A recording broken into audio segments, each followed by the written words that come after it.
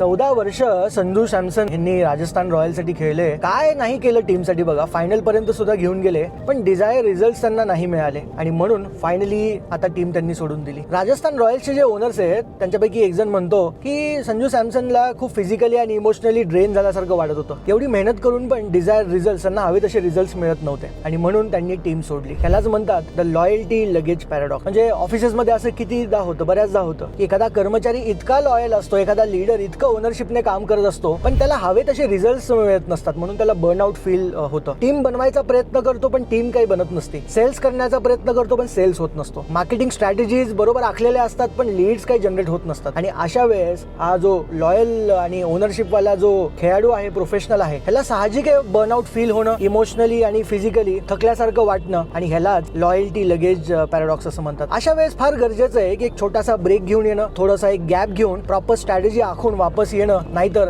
अशा वेळेस फार ड्रेन, फार स्ट्रेस आणि जीव नसल्यासारखं वाटणं फार साहजिक आहे. सो माय डिअर फ्रेंड्स, ज्याही वेळेस तुम्हाला नेक्स्ट टाइम असं वाटेल रिझल्ट मिळत नाहीत, लॉयल्टी असू नये, ओनरशिप असू नये, प्लीज एक छोटासा ब्रेक घ्या आणि स्ट्रॅटेजीज आखून वापस टीम मध्ये या आणि बघा एक नवीन चॅप्टर सुरू झाल्यासारखं वाटेल. See you in the next video.